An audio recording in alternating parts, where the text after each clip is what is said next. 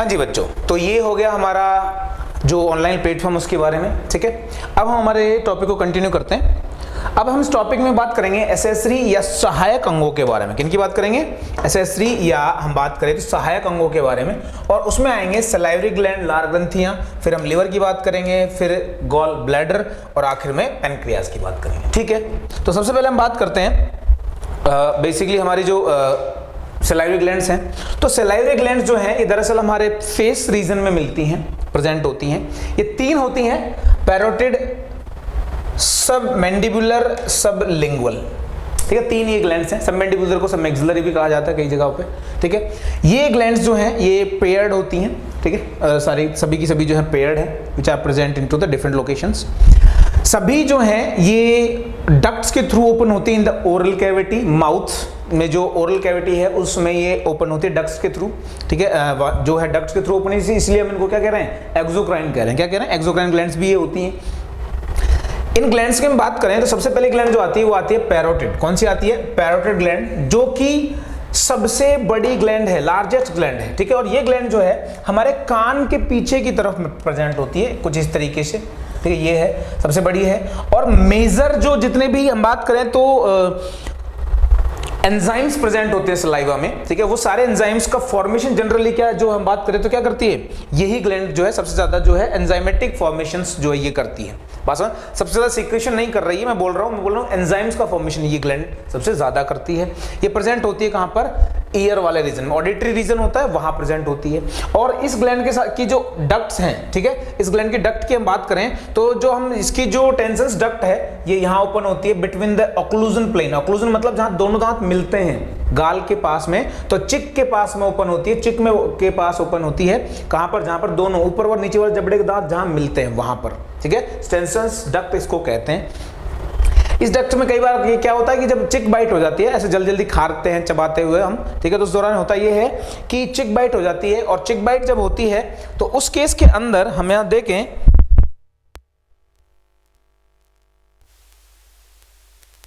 यहां पर हम बात करें तो होता ये है कि ये जो डक्ट है इसके जो ओपनिंग है जहां खुलती है वो थोड़ी सी बिगड़ जाती है, वो थोड़ी सी बिगड़ जाती है, जिसकी वजह से ये खुली रह जाती है। यहाँ वाल्व होते हैं जो सामान्यतः बंद कर देते हैं इसको, जिससे कि कोई बैक्टीरिया मुंह के अंदर से निकल के वहां ना पहुंच सके। पर ये जब ये कभी कभार चिक बाइट में ये चबाने में आ जाती है तो ये खुली रह जाती है, जिसकी वजह से बैक्टीरिया यहाँ पहुंच जाते हैं और इस ग्लैंड में इन्फेक्शन हो जाता है। उसको बोलते हैं मम्स। क्या कहते हैं? मम्स डिजीज कहते हैं इसको, ठीक है, जो यहाँ पर इसकी वजह से होती है, ठीक है। तो जब भी कभी होता है इन्फेक्शन हो जाता है इस ग्लैंड का, ठीक है, वायरल इन्फेक्शन की हम बात करें तो उस केस को कहते हैं मम्स, ठीक है। अगली ग्लैंड जो आती है वो आती है सबमैंडिबुलर ग्लैंड्स। इसकी जो सबमैंडिबुलर ग्लैंड है ये जो है मैंडिबल के नीचे होती हैं, और ये इनकी जो डक्ट है ये यहाँ पर है। इनकी बात करें तो इनकी जो डक्ट है वो सबसे बड़ी डक्ट होती है, सबसे जो है वो यहाँ से मिलकर इनके साथ में पैरेलली ओपन होती है, ठीक है। और यहाँ पर ये जो डक्ट है इट इज प्रेजेंट, ये डक्ट की हम बात करें तो it is present in the floor of mouth. कहां प्रेजेंट होती है? फ्लोर ऑफ माउथ वाले रीजन में ये प्रेजेंट होती है। समझ में आ रही है? और ये ओपन होती है इंसाइजर्स, यहां पर इंसाइजर्स होते हैं तो इंसाइजर्स के पास में जाके ये ओपन होती है। समझ में आ रही है? इंसाइजर्स के पास में जाके ये ओपन होती है लोअर जॉ के अंदर, ठीक है। ये होगी सबमैंडिबुलर, पेयर्ड है, ये भी ध्यान रखना। उसके बाद आखिरी है वो है सब लिंगुअल, जो टंग के नीचे, जबान के नीचे पाई जाती है ये पर। इसकी भी कई सारी ओपनिंग्स होती हैं। सबसे छोटी जो है ये सलाइवरी ग्लैंड है, और इसकी जो डक्ट है इसको बार्थोलिन्स डक्ट कहते हैं। क्या कहते हैं? बार्थोलिन्स डक्ट कहते हैं, जो यहाँ पर ओपन होती है इस तरीके से, ठीक है। यहां अगर इसको देखें तो सबसे ज्यादा सलाइवा सीक्रेशन का काम यही ग्लैंड करती है। तो मैक्सिमम सलाइवेशन जो है ये ग्लैंड करती है, सबसे ज्यादा सलाइवा का फॉर्मेशन जो है यही ग्लैंड करती है। तीनों ग्लैंड मिला के सलाइवा फॉर्म करते हैं, और कंप्लीट सलाइवा जो है वो हम बात करें तो ऑलमोस्ट 1.5 से लेके 1.5 लीटर के आसपास जो है सलाइवा का फॉर्मेशन जो है पर डे होता है, ठीक है। और हम एक इंटरेस्टिंग फैक्ट आपने पढ़ा होगा इंटरनेट वगैरह पे भी कि हम पूरी जिंदगी में इतना सलाइवा जो है सीक्रेट करती है हमारी ग्लैंड्स कि हम एक ओलंपिक साइज स्विमिंग पूल को भर सकते हैं उससे। बात समझ में? इतना सलाइवा जो है सीक्रेट होता है इन ग्लैंड से। सलाइवा जो है वो बेसिकली इसके अंदर 99% वाटर होता है, फिर कुछ सॉल्ट्स होते हैं, सोडियम, पोटेशियम और बाइकार्बोनेट्स और ये सब, ठीक है। यूरिया होता है थोड़ा सा। उसके अलावा कुछ हम बात करें तो अलग अलग चीज़ें जैसे कि एंजाइम्स होते हैं, टाइलिन हो गया, टाइलिन जिसको हम माइलेज कहते हैं, या फिर लाइसोजाइम होता है, कुछ थियोसाइनेट सॉल्ट्स होते हैं, ठीक है, ये सब चीज़ें इसके अंदर प्रेजेंट होती हैं, ठीक है, और उनकी अलग अलग प्रॉपर्टीज़ हैं, वो हम डाइजेशन में बात करेंगे, ठीक है। चलिए उसके बाद में यहाँ पर हम बात करें सलाइवा के बारे में। 99% वाटर है यहाँ पर। डेली प्रोडक्शन जो है 0.5 से लेके 1.5 लीटर पर डे है। इसके अंदर amylase, enzyme, lysozyme, thiocyanate salts, few ions like sodium, potassium, chloride, IgA antibody, urea और यूरिक एसिड जैसी चीजें भी यहाँ पर प्रेजेंट होती हैं। समझ में आ रही बात? ये है कंपोजिशन सलाइवा का या लार का, ठीक है। सलाइवेशन करवाने के लिए जो है वो 7th और 9th क्रेनियल नर्व जो होती है वो जो है इसका स्टिमुलेशन कॉज करती है। और दूसरी बात, सलाइवेशन का टाइम होता है, सलाइवेशन जो है जब रात में होते हैं सबसे ज़्यादा कम सलाइवेशन होता है, और जो भोजन का समय होता है उस टाइम में सलाइवेशन सबसे ज़्यादा होता है, ठीक है। ये अलग अलग तरीके से होता है, ठीक है। चलिए इसके बाद में अगली ग्लैंड आती है, वो आती है लिवर। लिवर की बात करें तो सबसे बड़ी ग्लैंड है, लार्जेस्ट ग्लैंड है बॉडी की, ठीक है। और ये ग्लैंड जो है बेसिकली इसका वेट 1.5 kg के आसपास है, और ये एंडोडर्म से ओरिजिन होता है। हमने बताया था आपको एक्टोडर्म के जो है वो सिर्फ माउथ के हार्ड पैलेट और एनस वाले पार्ट से का ओरिजिन करती है, बाकी सारे पार्ट किससे ओरिजिनेट होते हैं? एंडोडर्म से। तो इसका ओरिजिन भी किससे हो रहा है? एंडोडर्म से हो रहा है, ठीक है। उसके अलावा यहाँ बात करें तो ये प्रेजेंट कहाँ होती है? एब्डोमिनल कैविटी में। एब्डोमिनल कैविटी में प्रेजेंट होती है। तो मैं ऐसे बता दूं आपको कि ये इसके ऊपर जो है क्या होता है? डायफ्राम होता है। क्या होता है इसके ऊपर? डायफ्राम होता है, ठीक है। तो just below the diaphragm present होती है इनटू द एब्डोमिनल बॉडी, ठीक है। ये और इसके अलावा ये सबसे बॉडी की सबसे लार्जेस्ट सबसे बड़ी ग्लैंड है। इस ग्लैंड की बात करें तो इसके जनरली सामने से अगर हम देखें इसको तो इसके 2 लोब दिखाई देते हैं, ठीक है। मैं ऐसे खड़ा हूं फॉर सपोज, ठीक है, तो इस तरीके से लोब है। तो एक right lobe, left lobe. Right lobe जो है बहुत बड़ा होता है, ज्यादा बड़ा होता है, और लेफ्ट लोब कम बड़ा होता है। देखिए यहाँ देख सकते हैं आप, यहाँ पे ये लेफ्ट लोब है जो छोटा साइज है, और राइट लोब जो है वो काफी बड़ा होता है साइज में, ठीक है, काफी बड़ा साइज होता है। लेकिन जब हम आगे देखते हैं, ठीक है, इसके बारे में, तो यहां पर लोब हमको 2 और निकल के आते हैं। अगर इसको नीचे की तरफ से आप देखें, ठीक है, तो 2 की जगह दरअसल 4 लोब होते हैं, जिनमें से सामने से देख रहे हैं तो इस तरीके से लोब हो गया, ये ऊपर डायफ्राम हो गया यहाँ पे, ठीक है। यहाँ इनके बीच में एक लिगामेंट भी है जो इन दोनों लोब्स को सेपरेट करती है, जिसको हम बात करें तो फेलिसिफॉर्म लिगामेंट यहाँ कहते हैं। और यही लिगामेंट बाकी लोब्स को भी सेपरेट करने का काम कर रही है, यहाँ प्रेजेंट है, ठीक है। तो अगर ये सामने से देखेंगे 2 लोब दिखेंगे, इधर से देखेंगे तो ये हो गया राइट लोब, ये हो गया लेफ्ट लोब। उसके अलावा कॉर्डेट लोब और क्वाड्रेट लोब, ये 2 लोब और होते हैं, ठीक है, जो कि यहाँ पर देखने को मिलते हैं। ध्यान रखना इस चीज को। जब वैसे नॉर्मली हम बात करें तो 4 लोब होते हैं, 2 बहुत छोटे होते हैं। जनरली आपको देखने को मिला बुक्स में 2 ही लोब लिखे होते हैं, लेफ्ट और राइट, पर होते 4 है, ध्यान रखना इसको। और ये सामने से देखने पर 2 दिखते हैं, नीचे से अगर इसको देखेंगे तो ये चारों के चारों दिखाई देते हैं। 4 लोब्स में डिवाइडेड होते हैं। कौन? लीवर। लीवर के बिल्कुल नीचे जो है वो क्या होता है? प्रेजेंट गॉल ब्लैडर प्रेजेंट होता है। जैसे कि यहाँ आप देख पा रहे हैं, गॉल ब्लैडर जो है वो लीवर के बिल्कुल नीचे प्रेजेंट होता है। इस डायग्राम में भी आप देखेंगे ये हो गया गॉल ब्लैडर जो लीवर के पीछे प्रेजेंट है, और ये सिस्टिक डक्ट जो है वो यहाँ से। अब देखो इसमें क्या होता है, लेफ्ट राइट लोब है, तो एक ट्यूब जो है वो आती है लेफ्ट साइड से, ठीक है, लेफ्ट हिपैटिक डक्ट हो गई है। एक आती है राइट साइड से, तो जो है राइट हिपैटिक डक्ट हो गई। दोनों मिलकर हिपैटिक डक्ट का फॉर्मेशन करती हैं। किसका? Hepatic duct. बात समझ में क्या बनती है? Hepatic duct. हिपैटिक डक्ट से जुड़ती है कौन? सिस्टिक डक्ट, जो कि गॉल ब्लैडर से निकल रही है। सिस्टिक डक्ट, बात समझ में क्या कह रहे हैं इसको? Cystic duct. और सिस्टिक डक्ट और हिपैटिक डक्ट जब मिलती हैं तो बनती है कॉमन बाइल डक्ट। क्या बनती है? कॉमन बाइल डक्ट, जो ये है। इसको और भी हम आगे डिटेल में देखेंगे। तो ये है कॉमन बाइल डक्ट। इसको हम बात करें तो डक्टस कॉलीडॉकस भी कहते हैं, तो उसकी हम बाद उसके बारे में डिस्कशन समय भी करने वाले आगे, ठीक है। तो 4 लोब हैं, समझ में आ गया, ठीक है। उसके बाद आगे हम देखें इसमें, तो ये 4 लोब ऐसे हो गए। अगले में हम देखें तो इसके नीचे जो है वो ये डक्ट्स बन रही, लेफ्ट राइट, ठीक है। और लेफ्ट राइट डक्ट जो है उसको हम अगर देखें, ठीक है, तो यहाँ पर जो लेफ्ट राइट जो डक्ट है ये मिलके कॉमन बाइल डक्ट का फॉर्मेशन कर रही है। किसका बात फॉर्मेशन कर रही है? कॉमन बाइल डक्ट का, ठीक है। ये यहाँ पर, और ये सिस्टिक डक्ट मिली, और ये हिपैटिक डक्ट मिली, और कॉमन डक्ट बन गई, ठीक है। अब यहाँ आगे अगली चीज ये आती है कि ये जो गॉल ब्लैडर है ये क्या कर रहा है? तो देखिए लीवर जो है फॉर्मेशन कर रहा है बाइल का, ठीक है। पर वो बाइल जो है धीरे धीरे सीक्रेट होकर यहाँ पर ब्लैडर में जो है स्टोर होता है, और जैसे ही फूड आता है तो स्टिमुलेशन होता है, और उसके बाद में इसके सीक्रेशंस जो है यहाँ से निकलते हैं। मतलब स्टॉक, सिंगल स्टॉक सीक्रेशन के लिए रिस्पॉन्सिबल होता है। उसको आप निकाल देंगे तो जो बाइल है वो धीरे धीरे रिलीज होता रहेगा, ठीक है, बट स्टोर नहीं हो पाएगा, तो उसकी क्वांटिटी कम हो जाएगी। तो सिंगल स्टॉक जो रिलीज है वो सीक्रेशन जो है उसका वो करने का काम करता है बाइल, गॉल ब्लैडर। समझ में आई बात? ठीक है, क्लियर हुआ, समझ में आया? तो यहां पर हम बात करें तो कॉमन बाइल डक्ट बनने ही कैसे, दोबारा सुन लो। लेफ्ट से आएगी लेफ्ट हिपैटिक डक्ट, राइट से आएगी राइट हिपैटिक डक्ट, फिर मिलके बनाएंगी क्या, हिपैटिक डक्ट। हिपैटिक डक्ट मिलेगी किससे, सिस्टिक डक्ट से, और आगे बनेगी कॉमन बाइल डक्ट, जो आगे जुड़ने वाली है किससे, पैनक्रियाटिक डक्ट से, ठीक है। और कॉमन बाइल डक्ट का दूसरा नाम भी है, वो है डक्टस कॉलिडोकस। क्या है, डक्टस कॉलिडोकस। क्लियर होगी बात, समझ में आ गया? चलिए आगे चलते हैं भाई। ये लीवर का इंटरनल स्ट्रक्चर है। इंटरनल स्ट्रक्चर की आप बात करो तो लीवर के अंदर क्या होता है, छोटे छोटे लोब्स होते हैं। क्या होते हैं, लोब्स होते हैं।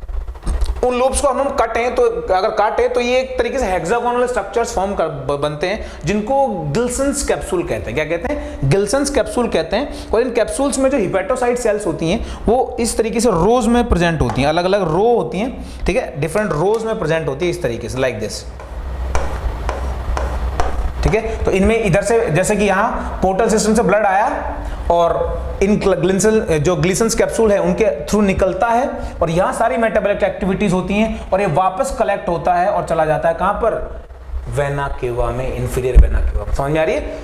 एंटर किधर से हुआ, पोर्टल सिस्टम, पोर्टल वेन लेके आई और ग्लिसन कैप्सूल्स के थ्रू फिल्टर होगा, ठीक है। वहां जो भी मेटाबॉलिक एक्टिविटीज करनी होंगी वो हो जाएंगी वहां पे, ठीक है। और उसके बाद वापस जो है ये यहाँ पर हम बात करें तो अलग अलग जो वेन्यूल से मिलके फिर हिपैटिक वेन बनाएंगी, और जो जाके मिल जाएगी किसके अंदर, पोर्टल वेन में। समझ में आया? अब इन ग्लिसन्स कैप्सूल्स में क्या होता है कि यहाँ पर ये जो है ये कॉर्ड्स का फॉर्मेशन होता है, और इन कॉर्ड, ये जो सेल्स की जो लाइनें हैं इनके बीच में स्पेस होता है, जिनको बोलते हैं साइनोसॉइड्स। साइनोसॉइड्स के अंदर ब्लड भर जाता है, इधर से ब्लड आया और इस पूरे यूनिट में ब्लड जो है भरा रहता है। एक लाइक काइंड ऑफ कह सकते हो जैसे हम पढ़ते हैं ओपन सर्कुलेशन, जिसमें ब्लड भरा रहता है कैविटी में, बिल्कुल ऐसा ही कुछ है। यहाँ पर भी छोटे छोटे जो है स्पेसेस बन जाते हैं, उनके अंदर जो है वो ब्लड होता है, और आसपास हिपैटोसाइट सेल्स और डिफरेंट सेल्स होती हैं जो अपने अपने सारे मेटाबॉलिक एक्टिविटीज परफॉर्म करती हैं। क्लियर हो रही बात, समझ में आया?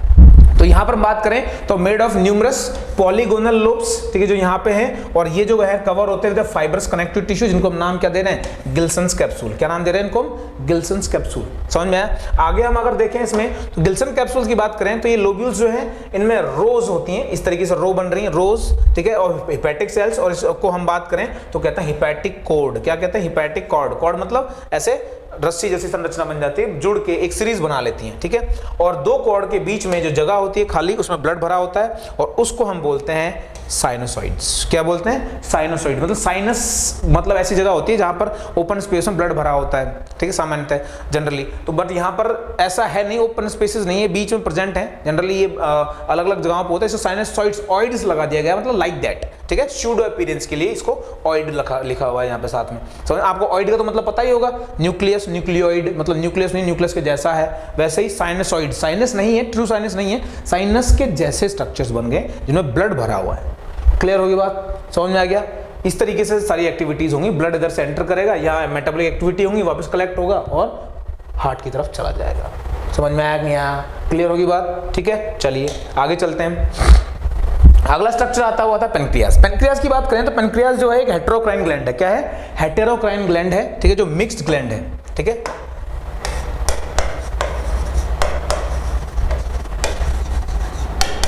हेटेरोक्राइन ग्लैंड क्यों, क्योंकि ये एंडोक्राइन भी है, एक्सोक्राइन भी है। हालांकि इसका 99% पार्ट जो है वो एक्सोक्राइन होता है, 1% पार्ट जो है वो एंडोक्राइन होता है। इसमें लैंगरेंस आइसोलेट सेल्स आती हैं। ये छोटे छोटे लोब्स से मिलकर बना, देखिए ये भी एंडोडर्मल ओरिजिन का लोबुलेटेड और एलोंगेटेड ऑर्गन है, जो प्रेजेंट होता है लीवर के बिल्कुल नीचे और स्टमक के पीछे, ठीक है। ये ड्यूडेनम वाले पार्ट में ओपन होता है। समझ में आ रही बात, ठीक है। इसकी डक्ट्स आती हैं। अब इसको हम देखें तो ये एक तरीके से यहाँ ये स्ट्रक्चर है, ठीक है, जो है पेनक्रियाज, यहाँ आप देख पा रहे हैं, ठीक है। ये लोबुलेटेड मतलब छोटे छोटे लोब्स में डिवाइड होता है। इसकी स्ट्रक्चर जो छोटे छोटे लोब्स से मिलकर बनी होती है, ठीक है। और उन लोब्स में छोटी छोटी एसिनीज होती हैं। एसिनी का मतलब होता है जैसे कि मान लो फॉर सपोज एसिनी में अगर बनाऊं तो ये एक सिंगल यूनिट होगी और इनमें इस तरीके से सेल्स अरेंज होंगे, ठीक है। अब यहाँ पर ये एसिनी जो है एक डक्ट के थ्रू जुड़ेगी और यहाँ से ये सीक्रेशन इनके यहाँ निकलेंगे और फिर ये इसके सीक्रेशन को आगे भेज दिया जाएगा। एसिनीज होती हैं, ठीक है। इनको ऐसी बहुत सारी एसिनीज मिलती हैं और वो पेनक्रियाटिक डक्टल्स बनाती हैं, ठीक है। मतलब थोड़ी बड़ी ये पेनक्रियाटिक डक्टल्स बनाती हैं, थोड़ी बड़ी जो है हम बात करें तो डक्ट्स, और वो सारी डक्टल्स मिलके सबसे बड़ी कॉमन मेन जो पेनक्रियाटिक डक्ट है उसका फॉर्मेशन करती है। क्या करती है? मेन पेनक्रियाटिक डक्ट का फॉर्मेशन करती हैं। छोटे छोटे एसिनीज से हम बात करें तो डक्टल्स बनती हैं, डक्टल से मेन, और उनके थ्रू सारे के सारे डाइजेस्टिव एंजाइम्स जो हैं आगे रिलीज हो जाते हैं। समझ में आ रही बात? ठीक है, क्लियर है। चलिए आगे देखते हैं। इसमें हम बात करें तो डक्ट्स ये ओपन, अब ये जो वहां पर एसिनीज में जो भी बना, जो भी क्या बना, हम बात कर रहे हैं एक्सोक्राइन प्रॉपर्टी की, तो यहां बन रहे हैं डाइजेस्टिव जूसेस, मतलब पेनक्रियाटिक जूस बना, ठीक है। तो पेनक्रियाटिक जूस उन लोब्स में बना और एसिनीज के थ्रू, डक्टेल्स के थ्रू निकला और आ गया मेन पेनक्रियाटिक आर्टरी में, सॉरी डक्ट में। किसमें आ गया? मेन पेनक्रियाटिक डक्ट में। परंतु देखिए पेनक्रियाटिक डक्ट भी जो है एक नहीं होती, दो होती हैं। एक होती है मेन पेनक्रियाटिक डक्ट, जिसको बोलते हैं हम बात करें तो डक्ट ऑफ वेर्सिंग। क्या बोलते हैं? डक्ट ऑफ वेर्सिंग, जो मेन डक्ट होती है और जो मिलती है कॉमन बाइल डक्ट से। यहां पर देख पा रहे हैं आप, ये कॉमन बाइल डक्ट से मिली इस तरीके से, ठीक है। और या फिर हम जो बात करें तो डक्टस कोलेडोकस से मिली और इन्होंने बनाया हिपैटोपेनक्रियाटिक डक्ट, जो एम्पुला ऑफ विटर के थ्रू ओपन होता है। कहां पर? जो हम बात करें तो ड्यूडेनल पेपिला में ओपन होता है, ठीक है। और स्फिंक्टर्स ऑफ ओडा इसको गार्ड करते हैं, हमको पता ही है ये चीज, ठीक है। परंतु एक और दरअसल यहां पर अगर हम देखें तो एक और स्ट्रक्चर होता है। एक और स्ट्रक्चर क्या है? दरअसल इसकी दो ओपनिंग्स होती हैं। ये पेनक्रियाज है, इस पेनक्रियाज की जो डक्ट है, ये एक डक्ट तो यहाँ मिल रही है इससे और ये बना रही है हिपैटोपेनक्रियाटिक डक्ट और इसके थ्रू मिल रही है। लेकिन एक अलग से डक्ट और होती है जो इंडिपेंडेंट ओपन होती है, जिसको हम बात करें तो एसेसरी पेनक्रियाटिक डक्ट कहते हैं। इसको बोलते हैं डक्ट ऑफ सेंटरिनी। क्या बोलते हैं? डक्ट ऑफ सेंटरिनी, जो अलग से ओपन होती है हेपेटिक डक्ट के अलावा। ध्यान रखना इस चीज को। दो डक्ट्स होती है पेनक्रियाट की, जो पेनक्रियाज की, एक होती है मेन जिसको हम बोलते हैं डक्ट ऑफ वेर्सिंग, ठीक है, और दूसरी होती है डक्ट ऑफ सेंटरिनी जो एसेसरी होती है। समझ में आ गई बात? क्लियर है। इनको गार्ड करने के लिए यहाँ पे तीन जो है स्फिंक्टर्स मिलते हैं। एक तो हमको पता ही है स्फिंक्टर्स ऑफ ओडाई, जो कि एम्पुला ऑफ विटर को गार्ड करता है। दूसरा यहाँ होते हैं डक्टस कोलेडोकस, मतलब कि हेपेटिक कॉमन बाइल डक्ट जो डक्ट है उसके ऊपर जो स्फिंक्टर्स होते हैं उनको बोलते हैं स्फिंक्टर्स ऑफ बॉयडन। स्फिंक्टर्स ऑफ बॉयडन, बात समझ में? और तीसरे स्फिंक्टर्स जो है वो यहाँ पर है पेनक्रियाटिक स्फिंक्टर्स। कौन से हैं? Pancreatic sphincters. तो तीन टाइप के स्फिंक्टर्स याद रखेंगे यहाँ पे।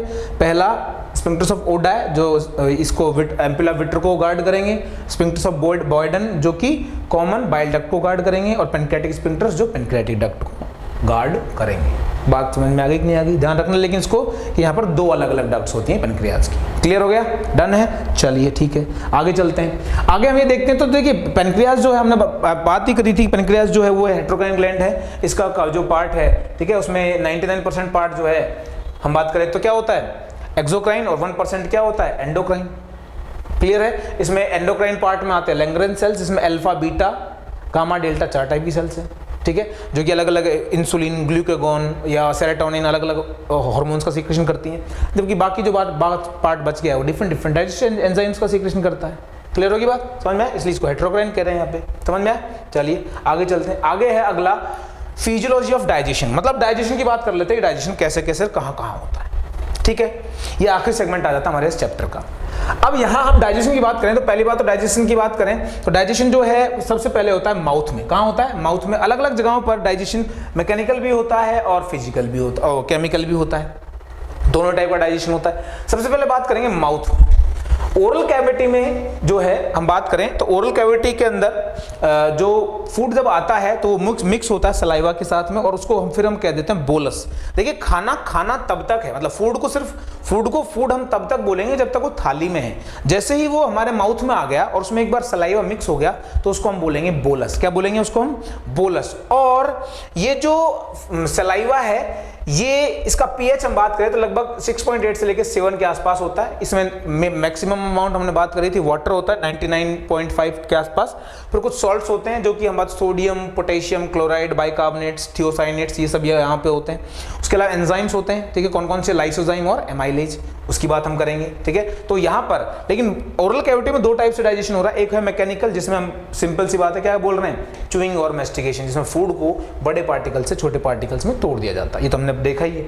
अगला है वो है केमिकल डाइजेशन। केमिकल डाइजेशन में सबसे पहले आता है टाइलिन, या आपको बोलते हैं सलाइवरी एमाइलेज जिसको आप कहते हैं। तो सलाइवरी एमाइलेज जो है ये क्या करता है, ये जो डाइजेशन करता है किसका, जो पॉलीसैकेराइड्स का, और ऑलमोस्ट पॉलीसैकेराइड की हम बात करें कार्बोहाइड्रेट्स का ऑलमोस्ट 30% तक का जो डाइजेशन है वो यहीं पर हो जाता है, फूड के अंदर ही, मतलब माउथ के अंदर ही हो जाता है। बात समझ में आ रही है। तो ये मेनली हम बात करें तो कार्बोहाइड्रेट पहला सब्सटेंस हमारे फूड का जो सबसे पहले डाइजेस्ट होना शुरू होता है। बन गया, क्लिक हो गया, समझ में आ गया, ठीक है। चलिए दूसरी चीज लाइसोजाइम।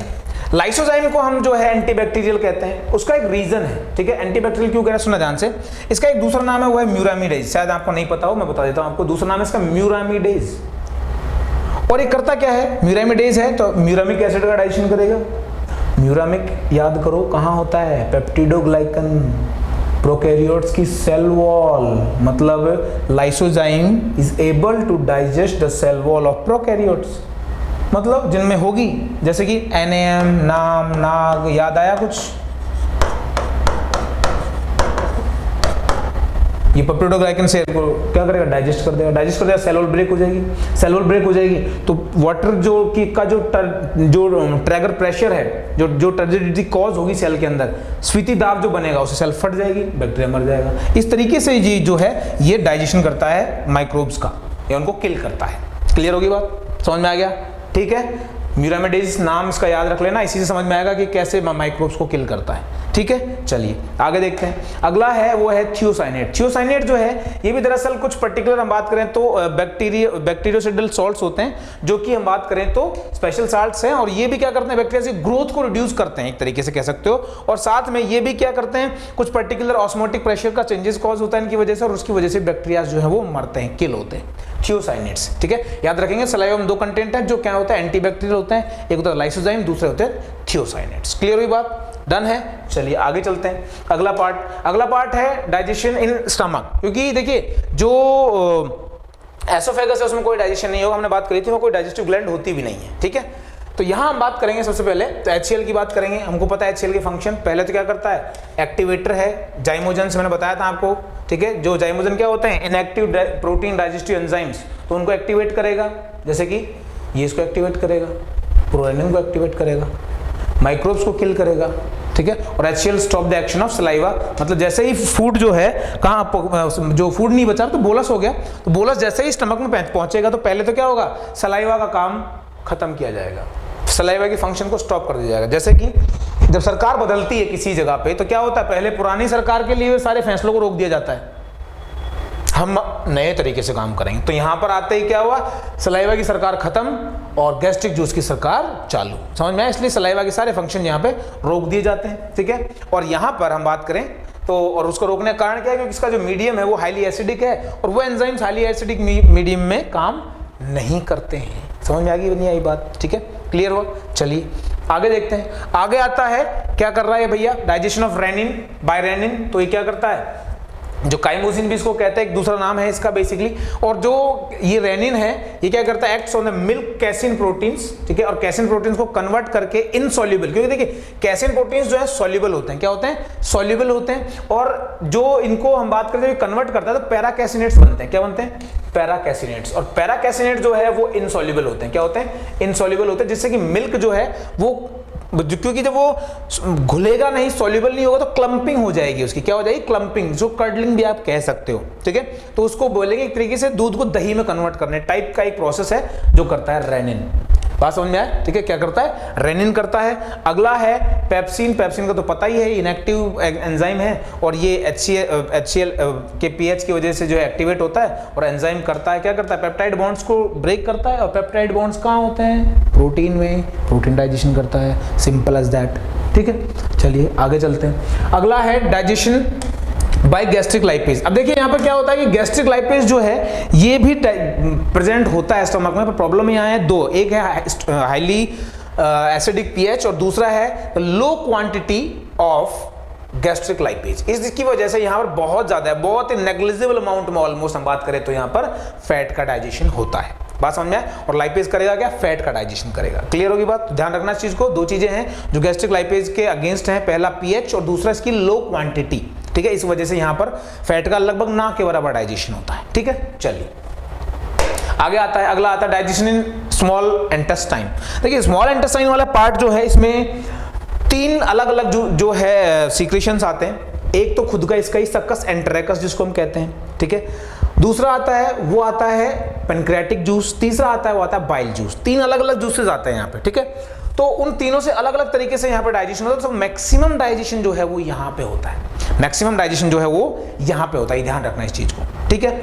यहाँ पर हम बात करें तो various type of movements are generated by the muscles. इसी मसल्स यहाँ पर उसके साथ में, किसके साथ में, थोड़ा मैकेनिकल डाइजेशन भी यहाँ होता है एक तरीके से आप कह सकते हो, क्योंकि मसल्स जो है उनमें काफी कॉन्ट्रैक्शंस वगैरह होता है, उसकी वजह से काफी रफ मिक्सिंग होती है, ठीक है। और उस मिक्सिंग से क्या होता है, प्रॉपर मिक्सिंग हो जाती है किसकी, सीक्रेशंस की। तो अब हम सीक्रेशन का एक सीरीज देख लेते हैं। सबसे पहले था फूड, था कि नहीं था।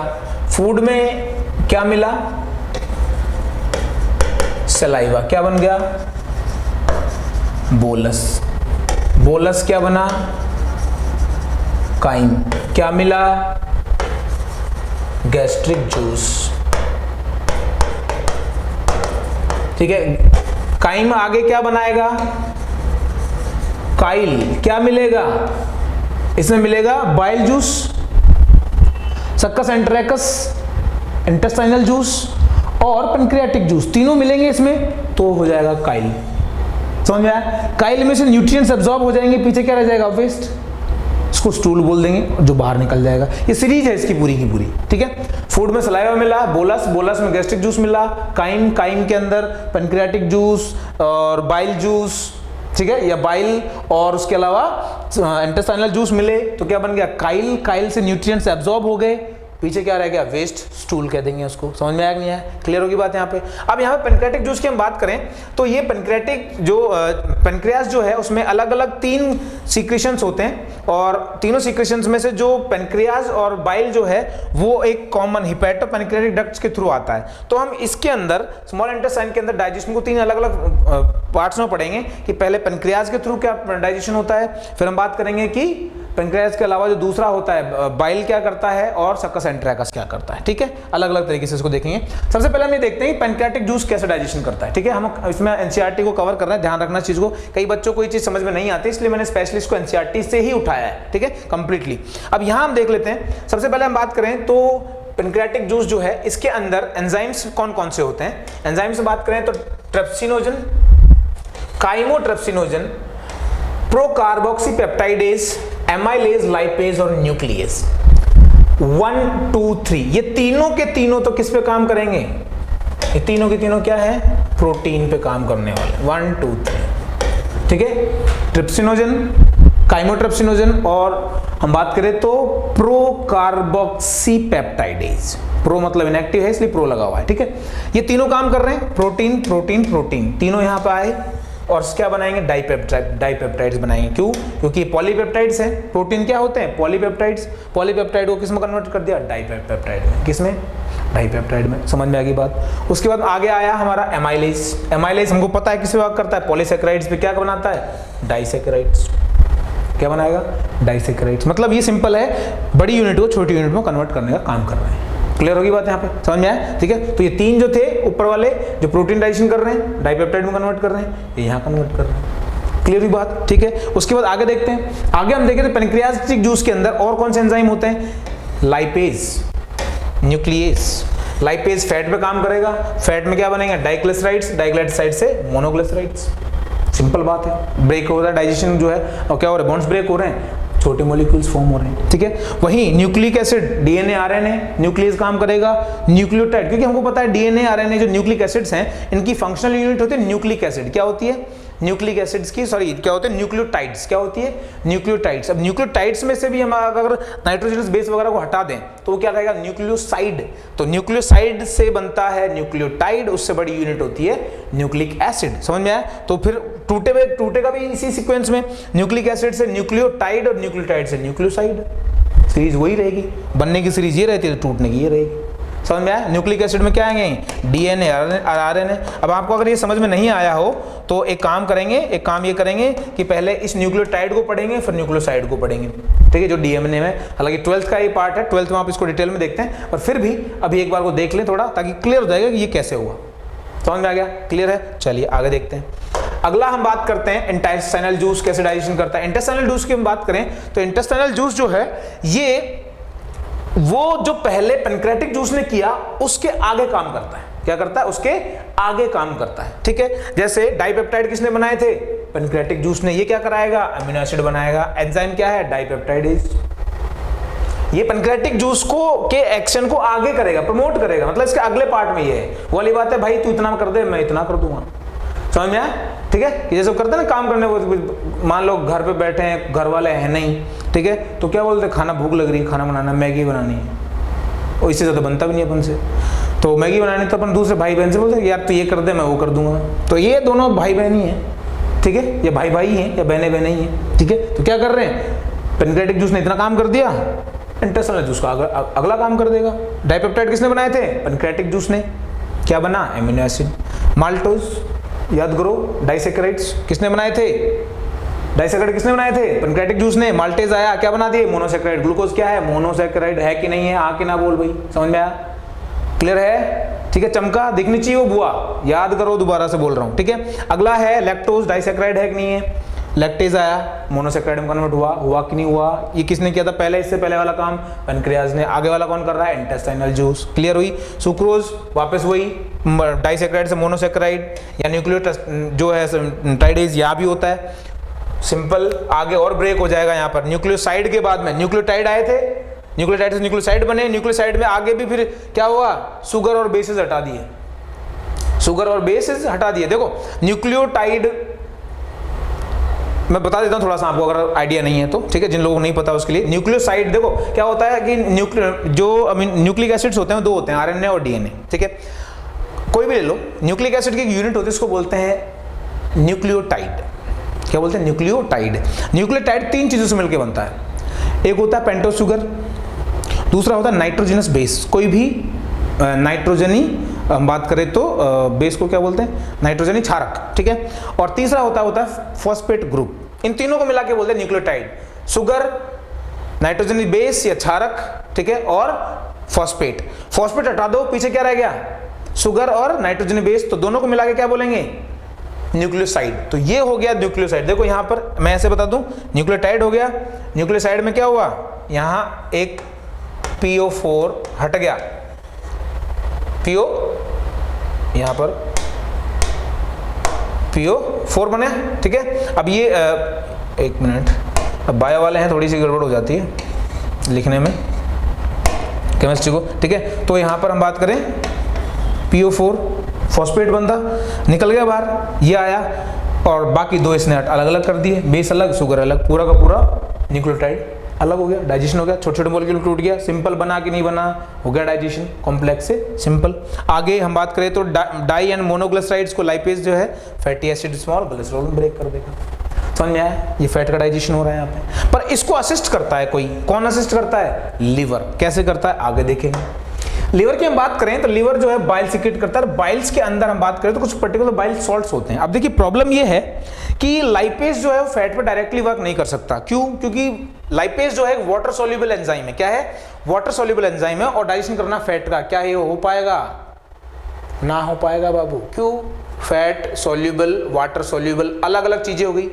तो ऐसे में क्या होता है कि ये जो सोडियम ग्लाइकोलेट्स और सोडियम जो ट्राइकोलेट्स हैं, टेरोकेलेट्स हैं, ये क्या करते हैं? फैट का इमल्सिफिकेशन करते हैं। इमल्सिफिकेशन मतलब छोटे छोटे टुकड़ों में तोड़ देते हैं फैट को, जिसमें फैट के टुकड़ों के चारों तरफ वाटर के मॉलिक्यूल्स चारों तरफ चिपक जाते हैं, छोटे छोटे मॉलिक्यूल्स बन जाते हैं। इसको बोलते हैं इमल्सिफिकेशन ऑफ फैट, ठीक है। और उसके बाद ही लाइपेज इसके ऊपर वर्क कर पाता है। मतलब कि बाइल जरूरी है फैट के डाइजेशन के लिए। अगर बाइल सॉल्ट्स नहीं आएंगे तो एमल्सिफिकेशन नहीं होगा, एमल्सिफिकेशन नहीं होगा तो लाइपेज के होने के बावजूद भी फैट का डाइजेशन नहीं होगा। समझ मेरी बात? तो हमने बताया आपको अभी क्या कि इस स्टेप को असिस्ट करता है कौन? बाइल। क्लियर होगी नहीं हुई बात, समझ में आ गया, डन है, क्लियर है। चलिए, तो ये बात हुई। यहाँ पर हम बात करें डाइजेशन की। डाइजेशन यहाँ कंप्लीट हो जाता है। लार्ज इंटेस्टाइन में कोई डाइजेशन नहीं होता है, लार्ज इंटेस्टाइन में कोई भी डाइजेशन नहीं होता है, ठीक है, क्लियर हुई बात यहाँ पे। अब हम बात करेंगे एब्जॉर्प्शन के बारे में। एब्जॉर्प्शन क्या है? एब्जॉर्प्शन में दरअसल होता ये है कि जो डिफ्यूजिबल फूड कन्वर्ट हो चुका है अभी तक हमने जो पढ़ा उसमें से, वो यूटिलाइज एब्जॉर्ब होगा थ्रू द, हम बात करें तो एलिमेंट्री कैनाल। उसमें ब्लड और लिम्फ दो चीजें हैं जो इसके एब्जॉर्प्शन को फैसिलिटेट करती हैं, क्योंकि फैट का जो एब्जॉर्प्शन है वो ब्लड नहीं कर सकता। वही वाली बात आ गई, फैट वाटर सोल्यूबल, वाटर आपस में सॉल्युबल नहीं होंगे, क्योंकि फैट जो है वाटर में सॉल्युबल नहीं होती है, ठीक है, मीडियम चेंज हो जाएगा। तो इसलिए यहाँ पर जो है फैट का डाइजेशन एब्जॉर्प्शन पहले लिम्फ करता है, लिम्फ के थ्रू फिर उसको जो है ब्लड के अंदर भेजा जाता है, ये एक अलग बात है, ठीक है। यहाँ हुआ एब्जॉर्प्शन। अब एब्जॉर्प्शन अलग अलग पार्ट्स में कैसे हो रहा है उसको हम देख लेते हैं। एनसीईआरटी का एक चार्ट है, आपने पढ़ा होगा, ठीक है। सबसे पहले माउथ की बात कर लेते हैं। तो माउथ में हम बात करें तो माउथ के अंदर सिर्फ और सिर्फ कुछ, अगर मैं ड्रग्स को छोड़ दूं, ठीक है, कुछ ब्लड कैपिलरीज होती हैं, तो कुछ जो हम बात करें ड्रग्स, मतलब ड्रग्स से मेरा मतलब मेडिसिन, मेडिसिन बोलते हैं ड्रग्स को। जब आप आगे पहुंच जाओगे, क्योंकि आप भविष्य के बनने वाले डॉक्टर हो, और डॉक्टर जब आप बन जाओगे, मतलब जब पढ़ रहे होगे मेडिकल कॉलेज के अंदर, तो वहाँ आप देखोगे कि वहाँ दवाई गोली मेडिसिन नहीं कहते हैं, वहाँ सॉल्ट नाम यूज होता है, और सॉल्ट्स को ड्रग्स भी कहते हैं, समझ में आया। तो यहाँ पर कोई भी दवाई हम लेते हैं तो टंग के नीचे, आपको याद होगा जब छोटे थे तो जब हमको दवाई नहीं खाई जाती थी तो चूसने वाली दवाई देते थे, जबान के नीचे रख लेते थे, ठीक है। तो वो भी क्या है, वो दवाई का एब्जॉर्प्शन जो है वो टंग के नीचे वाले एरिया जो है कुछ कुछ ड्रग्स या मेडिसिन का एब्जॉर्प्शन करता है, ठीक है। उसके अलावा स्टमक जो है, यहाँ एब्जॉर्प्शन ऑलमोस्ट नहीं होता है, सिर्फ और सिर्फ एब्जॉर्प्शन होता है वाटर का, लेकिन कब, जब डिहाइड्रेशन का केस हो, जब बॉडी डिहाइड्रेटेड होती है तो स्टमक में भी वाटर का एब्जॉर्प्शन होता है, अदरवाइज बहुत कम होता है। डिहाइड्रेशन ज्यादा होगा तो एब्जॉर्प्शन स्टमक में ज्यादा होने लगेगा, समझ मेरी बात। सिंपल शुगर्स कुछ कुछ एब्जॉर्ब होते हैं, और कंप्लीट एब्जॉर्प्शन होता है अल्कोहल का। इसीलिए अल्कोहल में क्या 2 पैक डाउन और हिलने लग जाता है आदमी, क्यों? इफेक्ट इसके बहुत जल्दी हो जाते हैं, स्टमक में गया और एब्जॉर्ब होना शुरू, और 3 पैक के बाद में तो आदमी आसमान में पहुंचता है, ठीक है। चलिए, ख्यालों की बात हो रही है। अगला है इंटेस्टाइन। मैक्सिमम एब्जॉर्प्शन यहाँ होता है सब्सटेंसेस का, वो एक्टिव, पैसिव और फैसिलिटेटेड डिफ्यूजन 3 फॉर्म्स में होता है। बात समझ में आ रही है। इसमें से हम बात करें कुछ अमाउंट में ग्लूकोज, वाटर जो है ये प्रेशर ग्रेडियंट के अकॉर्डिंग हो जाता है, लेकिन बाद में जब अगेंस्ट द प्रेशर ग्रेडियंट काम करना होता है तो एक्टिव ट्रांसपोर्ट के थ्रू जो है वो एब्जॉर्प्शन होता है, जिसके अंदर की एनर्जी यूटिलाइजेशन होता है। तो जितने भी हम बात करें तो डाइजेशन जो कंप्लीट होता है, glucose, fructose, fatty acids, glycerols, amino acids absorb through the mucosa and the blood stream of lymph. तो लिम्फ और म्यूकोसा, ब्लड और लिम्फ दोनों जो हैं वो एब्जॉर्प्शन करती हैं। लिम्फ जो है फैट के एब्जॉर्प्शन में इन्वॉल्व होता है, क्योंकि ब्लड जो है बाकी दूसरी चीजों के एब्जॉर्प्शन को इन्वॉल्व करता है। लार्ज इंटेस्टाइन आखिरी पार्ट है, यहाँ पर कोई फूड पार्टिकल्स जो है उसका एब्जॉर्प्शन होगा नहीं। हमने फंक्शन देखा था, याद होगा आपको, एब्जॉर्प्शन ऑफ वाटर यहाँ हो रहा है, मिनरल्स और कुछ दवाइयाँ यहाँ भी एब्जॉर्ब होती हैं। बात समझ में आया? कुछ दवाइयाँ यहाँ भी एब्जॉर्ब होती हैं, जैसे कि माउथ में हो रही थी। क्लियर हो रही बात यहाँ पे? ये है एब्जॉर्प्शन का एक समराइज्ड वे जो एनसीईआरटी से बिलोंग करता है। क्लियर है की बात? ठीक है। इसके बाद हम आखिरी पॉइंट की बात करें, उसमें 2 चीजें आएंगी कि एब्जॉर्प्शन होने के बाद फूड का क्या होता है। एब्जॉर्प्शन होने के बाद उसको ले जाया जाता है टिश्यूज तक, और टिश्यूज जो है उसको अलग अलग तरीके से एनर्जी की फॉर्म में अलग अलग तरीके से जो है कंज्यूम करते हैं, ठीक है। और इस प्रोसेस को बोला जाता है एसिमिलेशन। क्या देखो, इमल्सिफिकेशन फैट वाला था, ये एसिमिलेशन है, कंफ्यूज नहीं होना है। एसिमिलेशन में क्या हो रहा है, एब्जॉर्ब सब्सटेंसेस जो होते हैं उनको एनर्जी के लिए या मेटाबॉलिक एक्टिविटीज के लिए यूज किया जाता है, इसको बोलते हैं हम एसिमिलेशन।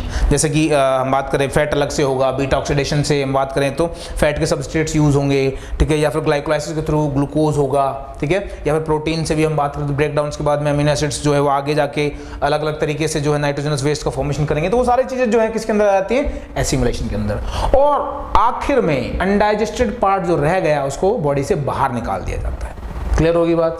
समझ में आया कि नहीं आया? ठीक है, यहां हमारा ये चैप्टर कंप्लीट हो जाता है इन ए सिंगल शॉट। ठीक है, अब हम अगले लेक्चर में मिलेंगे, ठीक है, और अगले लेक्चर में मिलेंगे हम ब्रीदिंग और गैसेस एक्सचेंज वाले चैप्टर को लेके। ठीक है, मैं जितेंद्र मीणा अपने विद्या की तरफ से, थैंक यू।